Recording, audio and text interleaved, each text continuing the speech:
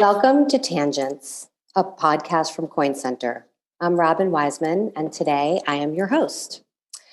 So today I'm going to try something a little different, and it's something that I might try going forward, where I have three basic questions in mind, and my plan is to ask them of various guests. And I think it'll be interesting to see where the conversation takes us. Ever since I became involved in crypto, I've always been really interested in what got other people involved in crypto.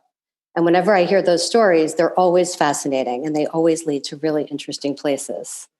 So the three basic questions are this: what drew you in? What are you working on now? And what do you see in the future?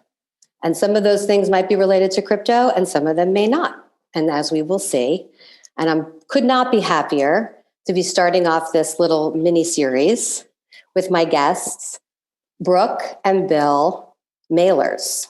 Did I say that right? Mallers. We just talked about the maiden name problem and we went all over it and I got it wrong. But anyway, thank you to Brooke and to Bill. And also I just have to give a shout out to Brooke, and sort of what got me intrigued and wanted to have you on the podcast is you are on Twitter at Bitcoin Mom, which is, I think, really great. So, because we also have in common that we are moms and that we are in crypto. So we have lots of things in common. But today, let's start off with the first question. And that is, what happened? Like, how did you get involved in crypto? What was the thing that got you going down the rabbit hole? Well, it's good that you're interviewing us both at the same time, because it was a joint, it's always been sort of a duo, a joint operation. So back in 2013, when there was the economic crisis in Cyprus and the government came in and took a haircut on just confiscated, how much was it? People's bank accounts. They were targeting the large bank accounts. I think you were okay if you had a minimal amount in there, but I think it was like, they were 100 grand and up. Just right off the top, like, you can do that? I don't know. That was you could just haircut customer deposits. Just take it out. So you read, I think you read a blog post back in April of 2013 that talked about Bitcoin as a unconfiscatable asset or as a safe haven. And you I didn't know any of this. We have a huge family. We have 6 kids. We're a blended family. He had 4, I have 2, and we were pretty busy. So I didn't know what was going on in your head at that time. But sometime in early August, he said, I have to tell you something. I got your birthday. I got your birthday. Well, you got to tell them, I married a jewelry designer. It's hard to give gifts. I give her a necklace. Yeah, on the side. Well, that's actually something about you that I did not know. That's very true. exciting. No, I'm an ex-academic, but I found my bliss making jewelry.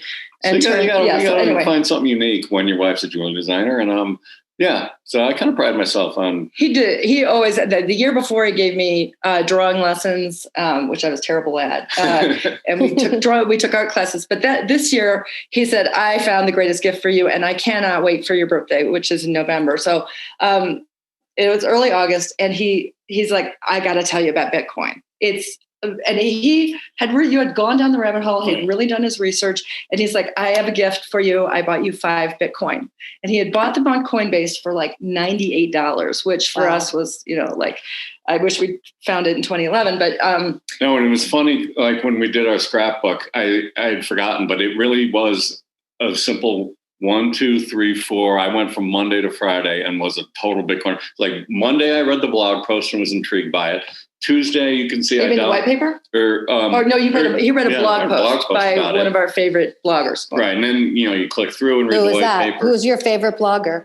Do you remember? Oh, Mike Krieger. Yeah, Michael Krieger, and his account on Twitter is Liberty Blitz, and he, I think his what's the catchphrase? The poet laureate of the dead apocalypse or something. So he writes on a lot of macro issues, and he got intrigued with Bitcoin. And so you read the blog post? on Monday. And then like Tuesday, my Amazon history, I downloaded a digital copy of a Bitcoin 101 or something. And Thursday I opened my Coinbase account, and Friday I bought a 5 lot. So I did. I went from like 0 to Bitcoiner in a week. Yeah. Which you often don't hear, because most people's stories almost across the board is like, well, I heard about it and then I dismissed it. It was nerdy. It didn't make sense. Right. And then I came back. But for us, he was all in from the very beginning. So the other thing I was saying when people are like, oh, congratulations, class of 2013, that was really, if I were still, my background is a currency trader at the Chicago exchanges. And I was retired at the time, and just being a stay-at-home dad, I've been lucky enough, to sell. My dad and I sold our company earlier. But if I were still on the floor of the CME every day, I probably would have heard about that 2 years earlier, right? You might have. Because people, they were talking about it. SIBO, I believe, cleared a financial product. That's Scoreboard Options Exchange. Right. We were members there. And then the CME. So I'm sure it was a buzzword prior to me hearing about it. Because like I said, I was a stay-at-home dad for a couple of years. Well, I wouldn't sell yourself so short. I don't think that it came to the futures world for a little bit after that. So maybe you would have, maybe you wouldn't have, but okay. So, Bill's background is in Chicago finance. His father was the youngest chairman of the Board of Trade back in '69. And then he and his dad started this discount futures brokerage in the early 80s. And Bill ended up taking over for the family business and then selling it back in the early 2000s. What you always say is like, how did I not know that there was this digital currency? How did I not know that there was money for the internet? I mean, I'm a currency trader. This stuff fascinates me. Anyway, my sister worked for Don Wilson. Right. She's a vice president of operations. One of the biggest proprietary traders in the world, probably, but based in Chicago.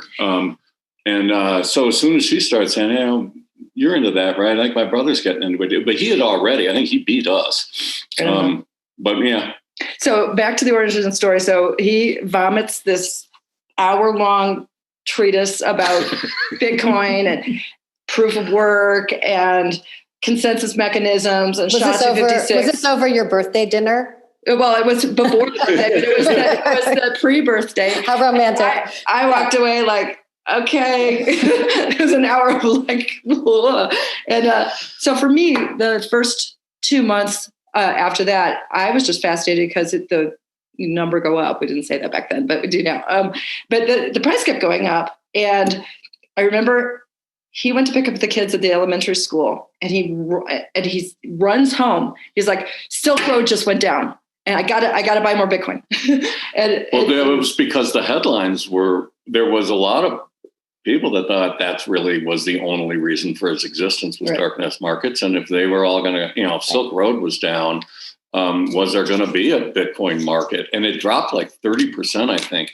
And so I'm like, no, this is the best break to buy ever. This is actually bullish, cleaning up, the Tor websites is going to be great for this asset. So I ran home and tried to log in. And evidently, I think me and everybody else had the same idea, because it took me like 2 hours to get into an exchange. Yeah. Exactly. They used to go tilt. I mean, they still kind of do sometimes, but they used to tilt a lot more often back then. So that period of time is really, I've looked back with a lot of fondness. I didn't understand Bitcoin technically. I wasn't that interested at that point. But around, oh my gosh, second week of November, and this segues with your experience, the first congressional hearings, or I think it might have been the Senate Banking Committee, we're going to do the first hearings on the Hill about Bitcoin. Yes. And so right around the time, he comes to me, he's like, I have the best idea. I created a Twitter account for you. You're going to be Bitcoin mom. Too many kids, not enough Bitcoin. And it's definitely true. Too many kids, not enough Bitcoin at the time. And I'm like, what am I going to do with that? Because I hadn't used Twitter before. He had been on Twitter for a while. And he's like, you are going to show that Bitcoin is not just for nefarious purposes, that women hold the purse strings and you're a mom and you're going to shop with Bitcoin. I love it all. When we thought Bitcoin was a cheap and easy and revolutionary payment system. Which is the other reason why I wanted, I think we decided for one of your first videos on the subject to be showing a a charity donation. Right. Because we're drug dealers, evading capital controls. What's the taxation here? Yeah, but you can also use it to support charity. And that's why I think we chose BitGive for one of your Right. videos. So he said he had it all planned out because he's really good at branding and marketing and stuff. Because he said, well, if you don't like Bitcoin Mom, I also got the handle Bitcoin MILF. And I was like, no, not happening. That's not even funny. That could be like, what's the equivalent of a Finsta on Twitter? Like you have your real exactly. There's a bunch of I was like I said, exactly. Marketing. There's Bitcoin Mom, and then there's Bitcoin MILF over here. Yeah. But no, well, think about it. When you write marketing, it forces you to kind of see the subject from the inside out, from the minds of your prospects, and what do people are. People these are young guys, techie guys on the internet. It might not, they might be good at writing code, but maybe they're not that good at talking to women. So here's a mom for you, and a smart one, right? And you starting meetup groups, or you have questions, or co-authoring books. I think it was good branding. Oh, so I at first I said, what am I going to tweet about? And he said, you're going to tweet about shopping, and I'm like. They do it. Talking about shopping. And so I did. I tried. Most of my tweets were pretty lame, but the first tweet, I'm pretty sure, was this incredibly dorky first Bitcoin transaction that I had ever done. He walked me through it, and I actually have it queued up. I could show it to you at some point. It's hilarious. We put it on YouTube, and it was me donating to BitGive charity run by Connie Galippi. And it was my first Bitcoin transaction. It was a charitable thing. And he's like, okay, here we go. This is how we're going to, that's your first tweet.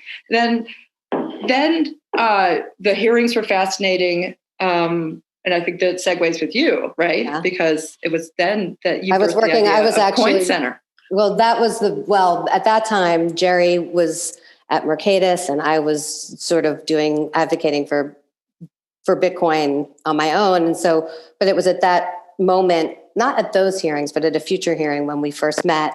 And really those hearings and the idea around those hearings really emphasized the need for a decentralized currency to have a voice in the policy discussion, because you can have people that are using the technology to do things or building things on top of the technology, but making sure that the technology itself has a seat at the table when policymakers are considering, how to regulate and meet their ends, but also for us to preserve the greatest freedom of innovation for the technology going forward. And so that's been the fun ever since. You guys certainly did more with the advocacy and the politics, but I tried to do my part with marketing. We were trying to get beyond that stigma of the time where is it illegal? We didn't even know. Right. And I feel like Bitcoin, up until maybe now, has, and maybe this is a better answer to your third question, but I'll just put it out right now, has been under existential threat in various forms, various chapters of the whole story ever since, Silk Road went down. And then, so what you guys have done, when I discovered Coin Center back, I think it might've been 2015, I was like, oh my God, this is great. Thank you. We're really thankful for you. And Bill, thank you so much. And Bill, for those of you who are listening and not seeing, Bill is wearing a fantastic t-shirt. Here we go. I think I have 3 of these. It's our Coin Center t-shirt. Yeah. Well, so you get these great little goodies when you donate to Coin Center. You get this little white paper Bible thing. Yes, you do. Culty, but that's okay. Coin Center.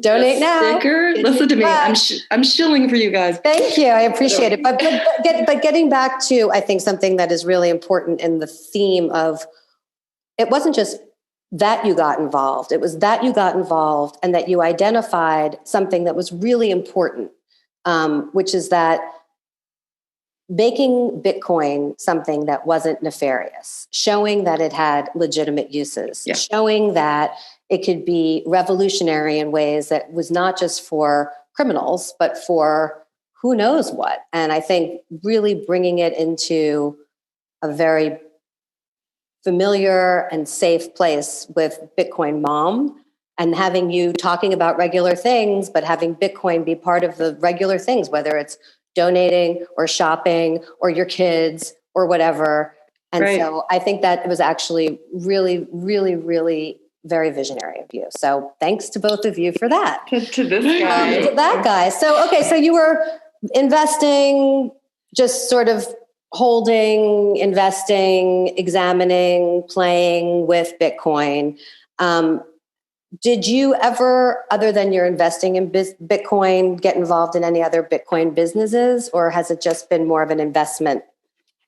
No, we definitely went all in terms of, not in terms of businesses, but so to follow through after I was like, okay, I'll tweet about shopping. I saw a video. It was Andreas Antonopoulos, which many people know is one of the more prolific and brilliant educators and speakers in the space. And he was speaking at a conference in Greece back in November 2013, and a conference called Disrupt.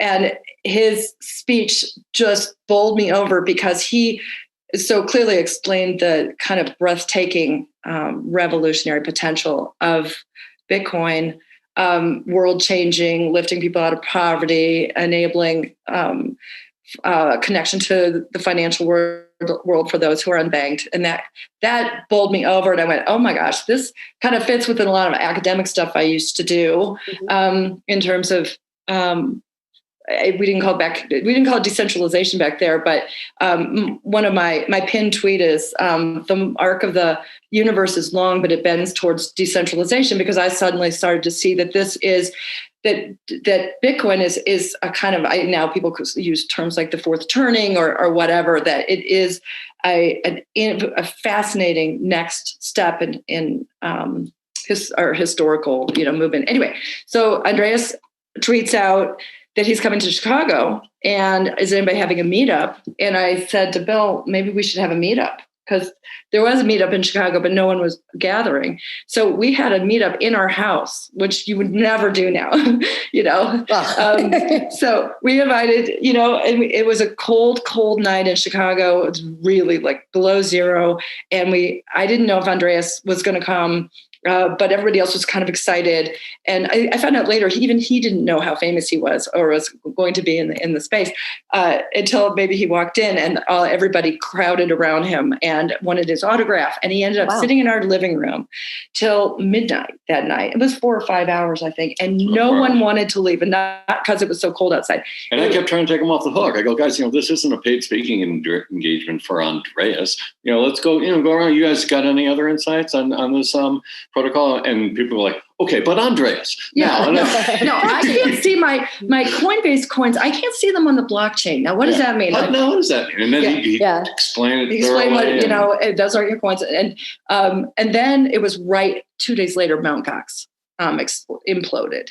And so there was just a lot of interesting, fascinating stuff to talk about then. And so then fast forward a couple of years, a woman, Pamela Morgan, good friend of mine, who's an attorney and entrepreneur, she and I started the Bitcoin and Open Blockchain meetup in Chicago. And it has grown. I think we had maybe 12 people there that first time. And our son was the speaker. And I think there's 3,500 members now. It's a huge incredible. meetup. That was really, really cool. Well, when COVID restrictions are lifted, I'm coming. Yeah, it's a great meetup. And we're not in Chicago anymore. We're in Colorado. But so we had to relinquish the reins, and it's under wonderful, wonderful leadership. And so that's a fantastic meetup I highly recommend. And then we did a lot of just interesting, weird, we don't code. He's the speculator. I'm the social media person. And then his oldest, who's my stepson, Jack Mallers, he caught the Bitcoin bug and decided to start building on it. And back in 2017, when the Bitcoin civil wars were going on with the fork wars, too much background to explain right now, we were on the right side, I would like to say, because we believed that powerful corporations could not determine how the protocol was going to be designed. And it was more like money for the people kind of thing.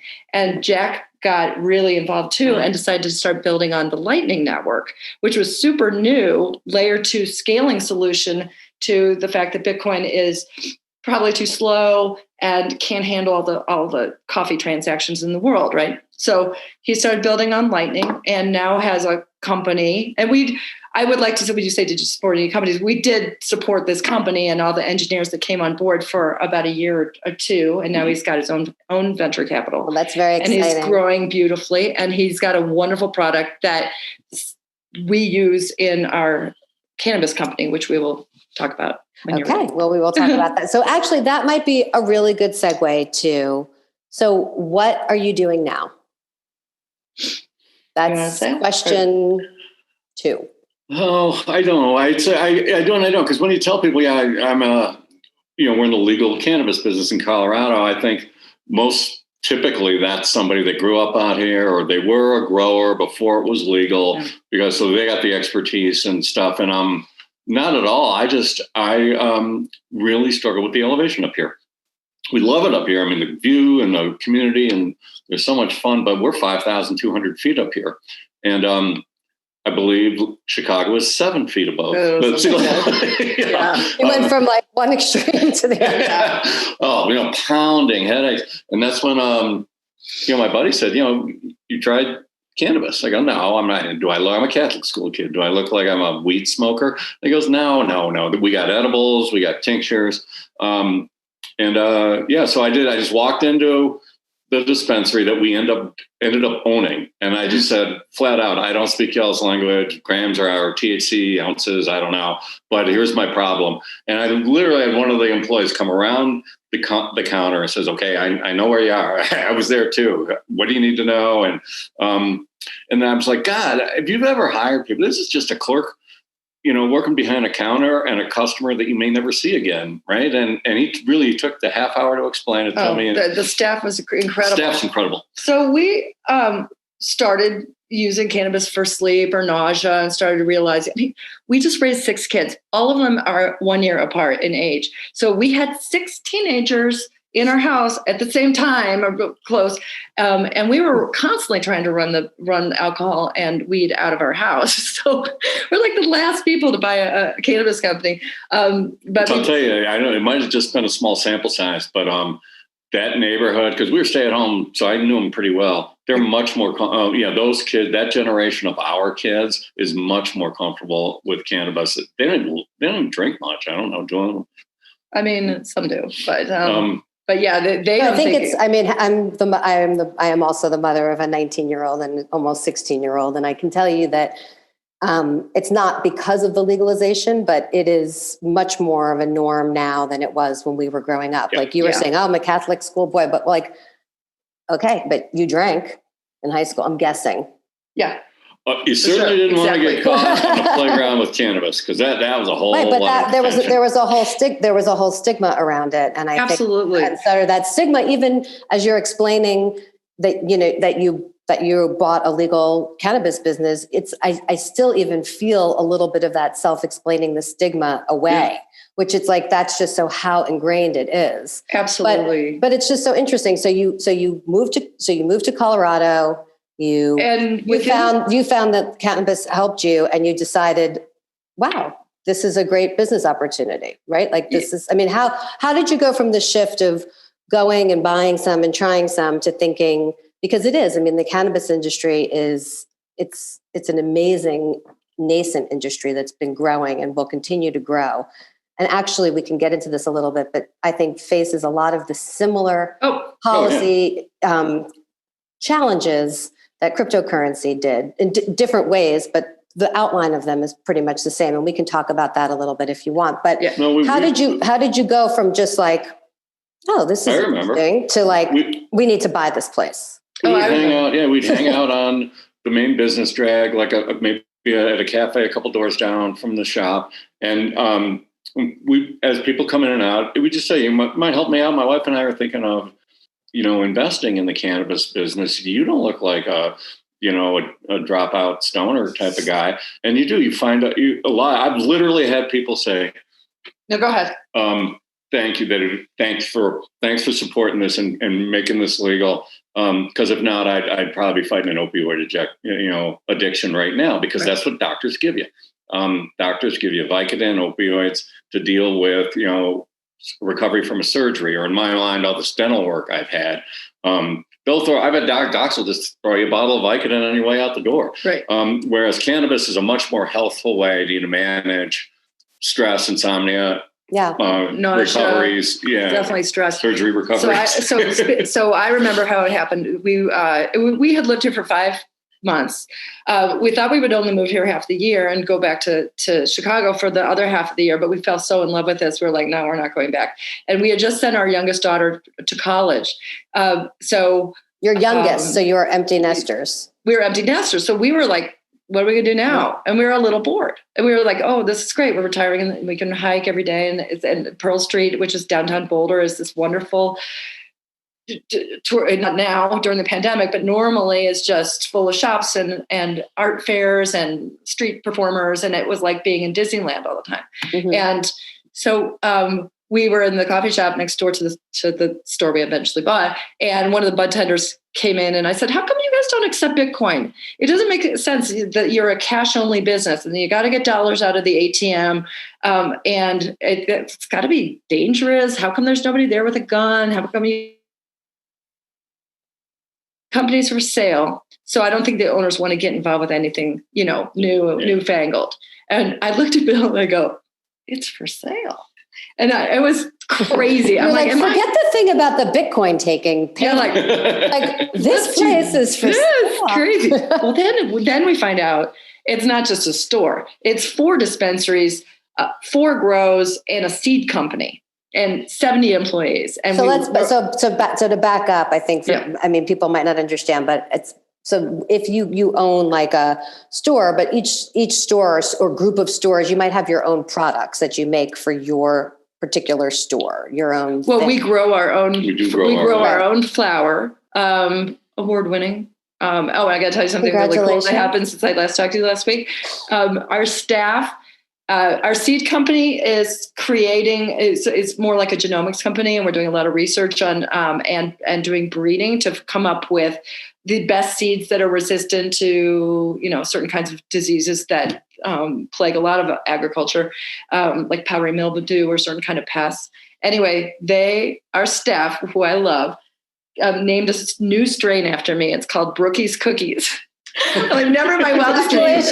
Never my wildest dreams. I think that someone would name a strain after me. And you'd be so proud. I'm so proud. You're the mom to a new strain. I'm the weed mom. That's amazing.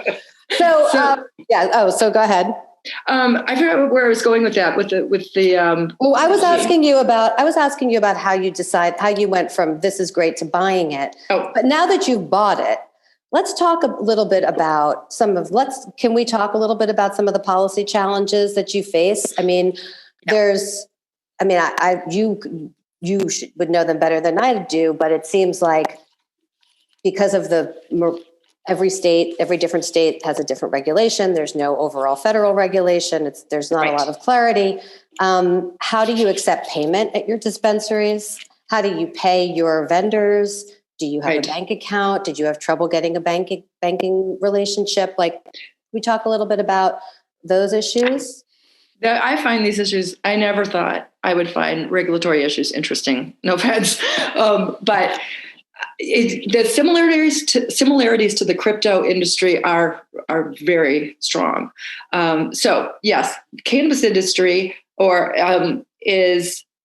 has this terrible problem where states vote to make it legal, but at the federal level, cannabis is a Schedule I drug, considered the worst drug. It's up there with meth and heroin, I think, with no medicinal value, which is a bunch of complete BS, and that has a long political history and a racist history as well.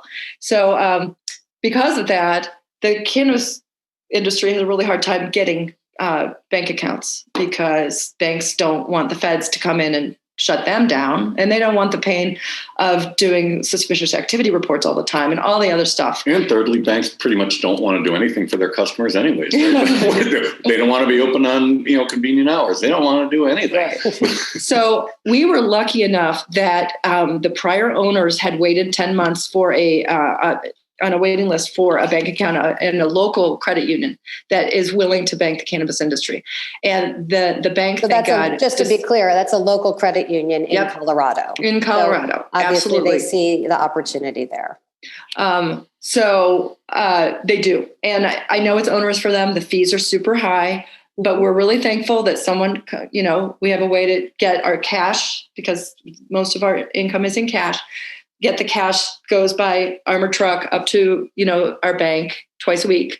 And it used to be, before they had the bank account, all of it was done in cash. And the prior owners explained how they would have, every week when they had to make payroll, they would have stacks of cash. They would often have $200,000 in cash sitting on the conference room table. So totally, ridiculous and dangerous. So as far as banking goes, we do have a bank account. But Bill and I early on said, well, we're gonna slap that Bitcoin accepted here sign on the front door. That was my next question. Mm-hmm. So from the very beginning, we said we're accepting Bitcoin. And that's when people say, you guys accept Bitcoin at your cannabis dispensary? I go, my cannabis dispensary is really a roundabout way to add to my Bitcoin position. Of course. Of course. But here's what because we give discounts for we give a discount of 10%. Because why? Well, here's where the problems we run into in accepting Bitcoin. We also accept Ether and Litecoin. Is that one, nobody has it. They don't have a Bitcoin wallet. Hardly anybody has Bitcoin. Now, when we live in a pretty techie town, so Google has a main headquarters here, Twitter's here, Oracle and everything. So there have been, I think we made 1.6 Bitcoin last year, which is not bad, Not bad. Especially if you look at today's price. Right. So no one has Bitcoin. If they do, they don't want to part with it because they think the price is going to go up. And 3, and this is your bailiwick, it's a capital gains event every time they spend their Bitcoin.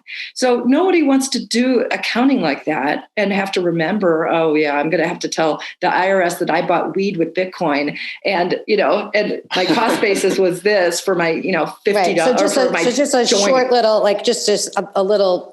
For people that that are listening that might not understand, Bitcoin is designated as property at the IRS, and so unlike just regular currency like dollars, when you spend it, you are cashing out a position in property that then is subject to capital gain or capital loss. And so even if you're buying a $10 whatever or a $5 cup of coffee, or I don't know what the average purchase at your dispensary is, probably about $40, $50. $40 or $50, you would technically be on the hook to calculate the capital gains on that. And the IRS has not been incredibly forthcoming on a lot of guidance on how to do that. And in addition to that, I don't know if that's my sound or your sound. And in addition to that, so people are just they don't want to spend it because there's this friction in the system. And so little shout out to a piece of legislation that's really one of our main priorities at Coin Center, which is to create a de minimis exemption for cryptocurrency for small transactions like this, so that it wouldn't be subject to the capital gains tax. And Representative Emmer has been very good about introducing that bill. How does it look? This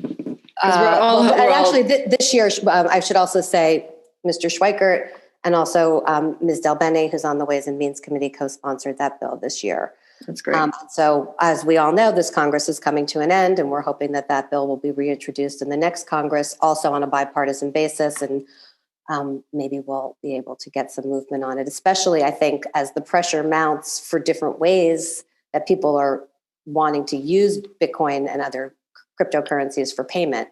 It's going to increase the pressure for something like that to happen. So anyway, that's a little bit of a diversion from what we were just talking about. It's not a diversion. No, not at all. I'm curious about it because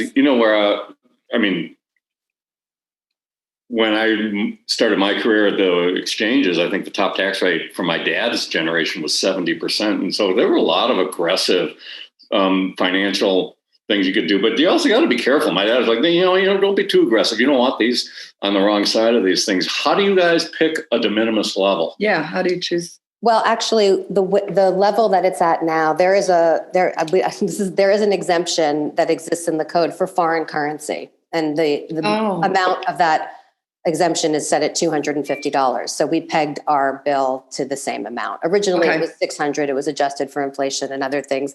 That was 2 Congresses ago. And this bill, it's set at $250. Okay. Yeah, I remember the 600, but 250. But that's in gain. That's in gain. Yeah. And by the way, actually, maybe we might have to edit this part out because I'm not okay. sure. Yeah. I'm pretty sure. Is it per purchase, per month, per year? It's per purchase. Well, so he's like, well, then I'd be entrepreneurial and I would create some way to, let you do like $250 purchases. But you can't, that's called structuring and it's illegal. So okay, thank you. We're not going to get into that. Okay. He's always thinking. Okay. But moving on, I find just a little bit of a history on sort of in 2016, Coin Center issued a report on the trouble of virtual currency businesses obtaining banking relationships.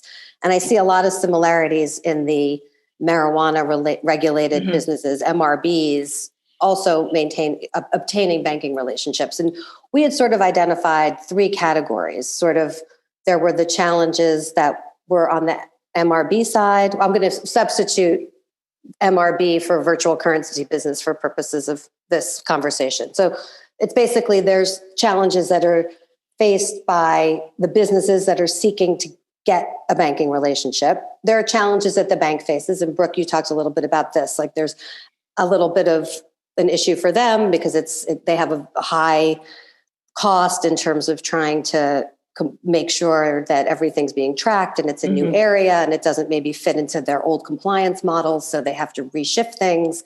So there's a little bit of a cost benefit analysis on their part, also in a risk reward analysis on their part. So there's the business side, there's the bank side, and then there's the regulatory side. And so it seems today, like in the cannabis industry, you might have, so on the business side, some of the things that this report found, and I'm curious to know, like if you see these same things in the cannabis industry, where that the actual businesses weren't that experienced in getting bank accounts. Like these are businesses that their main business isn't finance, their main business isn't getting bank accounts. So like record keeping and reporting and having a strong executive team and preparing for a lengthy diligence process and understanding all the things you would need to do to bring to the bank to prove to them that you were a bankable entity, a clear understanding of your regulatory structure, the regulatory structure that governs you,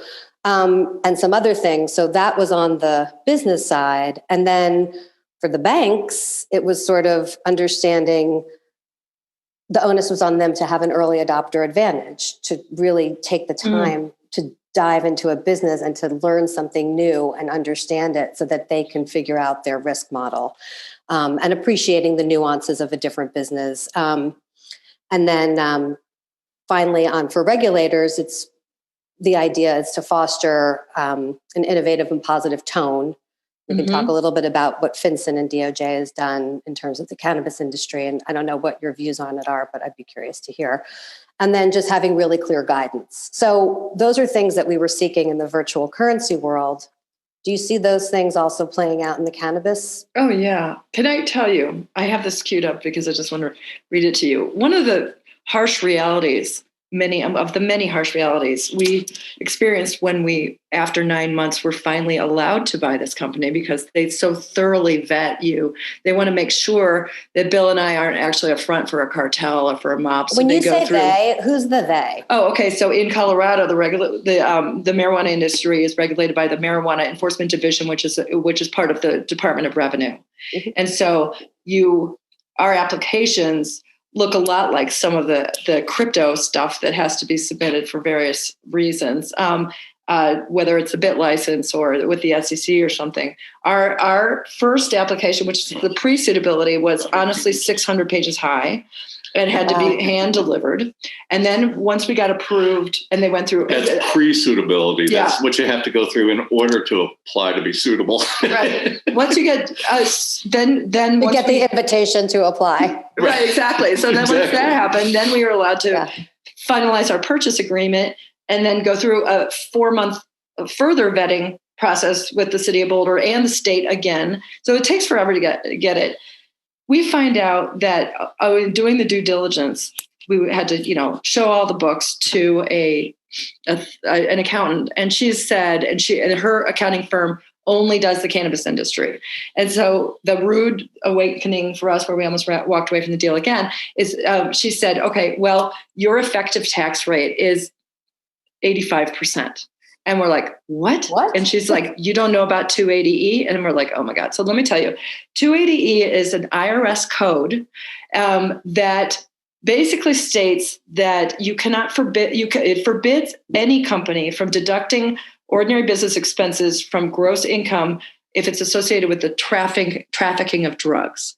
So since we are technically drug traffickers at the federal level, we cannot deduct any expenses involved in the sale of marijuana. So any other company can deduct utilities and, advertising and whatever. We can't deduct anything. It's all taken off the gross. So many companies, cannabis companies, don't make any money. In fact, it's up until last November, you had to be like a rich person to buy a cannabis company because they wouldn't allow public investment. That's sort of changing at this point. Too, yeah. So anyway, so you've got the onerous banking issues. You've got terrible tax treatment. So like if they legalize it federally, suddenly 280E will go away, and we will actually be able to expand, hire more people, give back more to our community, because our bottom line will be so much better. And that's a lot like crypto, that it's a speculative thing. I want to look more into this. It's super interesting. Oh, 280E. I got it. Yeah. I got it. So yeah. If you can help us with that, that'd be lovely. So again, there's IRS guidance that is so punitive, and in the case of crypto, it's just so vague and nearly impossible. I mean, he trades, and this industry is still so young that the exchanges don't give you monthly statements or annual statements. So it's up to you to figure out how much your capital gains were and what your tax consequences are. But you have to, I don't know, it's crazy. So so there's similarities. We just flip back and forth a little bit between cannabis and cryptocurrency. So cryptocurrency is not subject to 280E. I don't think cryptocurrency businesses are. So that's a cannabis thing. I don't want to confuse people who are listening. Absolutely. Like, my God, there's another thing we didn't know about that now we have to worry about. That wasn't the point. But it is. But Brooke, your point is really well taken, which is that there are special rules that exist, and the reason for those rules might not really make sense anymore. Absolutely. And so, and I think that's something that it's not just in the banking relationship, but it's also it's just embedded in so many different parts of our laws that it's a real challenge. And that could be a whole other thing that we could talk about in another podcast. I think it is really interesting. I was just trying to think off of that question. I wanted to ask you if, I don't know how I just, in preparation for the podcast today, I started looking. I'm not really that familiar, but it seems that at the federal level, you're regulated by the Department of Justice, by FinCEN, which is out of Treasury. And it seems like FinCEN and DOJ have said that they wouldn't enforce against state actors as long as they're complying with their rules. So far. I don't think they said that or not, but yeah. And then I was just doing some reading, but it seems like that's a policy that's happened. And then it also seems as if there are two bills. You have a bill in the House and a bill in the Senate, the Safe Banking Act. I think actually it passed. Representative Perlmutter is the sponsor of that in the House, and I think it was attached to one of the COVID bills, but then it was struck in the Senate. So the Senate has not been. How much would those bills help? Do you know anything about those bills? Okay, so there's more than that. So there's the States Act, which was a bipartisan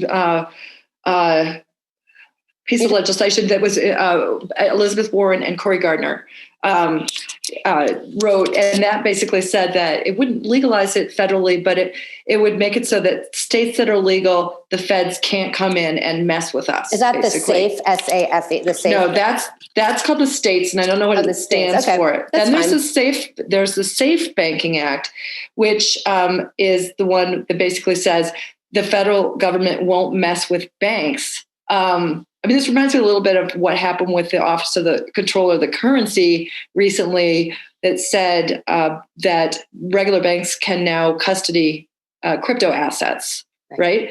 So it would be something like that, which was like banks are not going to get penalized for banking the cannabis industry. That's the Safe Banking Act, and you're right. That was appended to one of the relief bills that hasn't gone anywhere.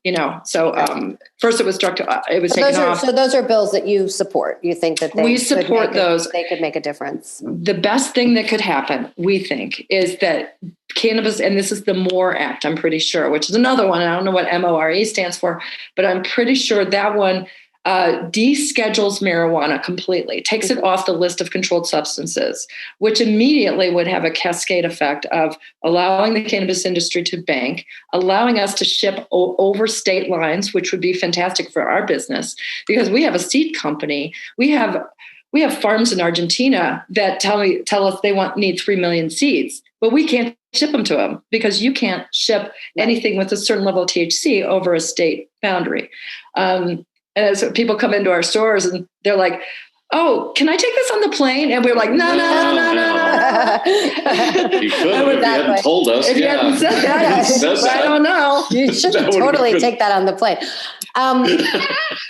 So in the time that we have remaining, I think I'd like to shift to the third question, which is, what do you see next? Like, what are you thinking about next? And what do you see in the future, whether that's on the cannabis side or on the crypto side or a little bit of both, just thinking about a couple of years ahead? Well, I mean, one thing that we're all optimistic about for cannabis is that because a lot of research is done through federal funding universities, which obviously we can't access. So we actually don't know what the medicinal possibilities are for cannabis because of that hurdle. It has never gotten enough funding. So you just get anecdotal things, how it treats blood pressure. You just, so I think, if we get legalization and we can aim some research dollars, I think cannabis has got a great, really great future. We're in a really good position because our seed company, it's called Colorado Seed. What we're building, or not us actively, but the staff there who are so brilliant, is they are kind of like, since we have a license to do research, that's what we're doing. So since we took over, we built a DNA lab. We're doing a genomics breeding program. So we're trying to delve into the plant to find out to get real data. To show some of the benefits, some of the things that it can do. It's so exciting. And so there's a benefit to being illegal at the federal level because, like he said, even universities, they can't take federal research dollars and also study cannabis at the same time because of current national laws. That is changing, by the way, because I know Colorado State University just set up a cannabis research lab. But anyway, so as far as cannabis goes, I kind of like the idea that we're flying under the radar, and it feels the same way about Bitcoin, like that we have sort of tried to fly under the radar, and we thought Bitcoin was going to get shut down, every year, right? And look at it hasn't, and it's actually going legit, which is amazing. It's kind of funny though about what's coming in the coming 6 or 8 years for Bitcoin, because we had a lot of employees that were really curious. So I made up a little presentation and invited them over. I got a little whiteboard presentation, and I'm still seeing, this is a year old, and I still think my answer is correct. What are the possible catalysts to get this stuff mainstream? Well, there's merchant adoption, ETF approval, another Cyprus style Eurozone event. There's demand out of China. And then there's more user-friendly onboarder, because that was such a problem holding us back. I think all 5 of those are pretty good, right? They're really good. I mean, it's gotten a lot easier. Onboarding's gotten a lot easier. It's getting easier. So. Yeah, it used to be 3 to 5 days of scanning IDs, and I think isn't it get a little bit easier to get along these days? I think so. More and more people, more ways to buy Bitcoin. There are more ways to buy and Bitcoin. I do. This is sort of I meant to say this during the second part of the questioning is so our son Jack built this app called Strike and he's got a fabulous team building a wonderful product, and it makes it possible for you to link your bank account, to shop at our store, what happens with you just basically load the app, strike with money from your bank account, and then you scan a QR code or even pay in advance, and the payment goes over the Lightning Network, the Bitcoin Lightning Network, which is a layer 2 solution that's much faster than the actual Bitcoin blockchain, and instant settlement and no fees whatsoever. And it solves all these problems because the customer doesn't have to go buy anything, doesn't have to buy Bitcoin, doesn't have to buy even know about Bitcoin. They don't even know they're using the rails, but they are. So Jack's infrastructure does all this kind of hocus pocus stuff that I don't understand. That allows. Must be so proud. We are pretty proud. It's an incredible app. I use it all the time, and I hope. And he just partnered with Visa, and he got his seed round and all that stuff. And so the team that he works with is so smart. And it all started as an open source project, and now it's getting growing into the next stages. So I see when you say that they're going to be more and more less friction. There's less friction in terms of. And ease of use is going to increase with using crypto. I was thinking back when we got into Bitcoin, Wences Caceres from Argentina, just a Silicon Valley brilliant investor, gave this talk about Bitcoin, and he said it's a binary thing. Yeah. Oh, is he really? Yeah. Okay, we love him. And he's the founder of Zappo as well, one of the first major custody solutions for Bitcoin. And he said, Bitcoin's binary. It's either going to zero, it's going to fail. And I wish I could just say it in his accent because it's so beautiful, but or it's going to $1 million. And I would always look at Bill going, how's it going to go to $1 million? I don't understand. And why does it have to be binary? And why can't it just be good and be a good thing and be worth $100, And so then I heard there's a very smart person in the space named Matt Odell, who has a podcast with Marty Bent called Tales of the Crypt. And he said something one day, Bill and I will, especially during the pandemic, we will just put our earphones on and listen to podcasts and go hiking. And so and they had their podcast. At one point, Matt said, Bitcoin is designed to pump forever. And I was like, I don't understand. And then it suddenly dawned on me that if you know enough about the way Bitcoin works technically, in terms of keeping everybody, all of the players, the miners, the investors, the users, the coders, the developers, in order to keep everybody incentivized to continue to contribute to this project, the price has to go up. And it just has to keep going up and up and up. And the miners, the Bitcoin price is what I mean, because the miners are not going to be incentivized to stay contributing to the network. If at some point when, every 10 minutes you get 6.25 Bitcoin or awarded in a lottery system to the miner who wins it, in 4 years, that's going to go to 3 point whatever. It's going to be cut in half.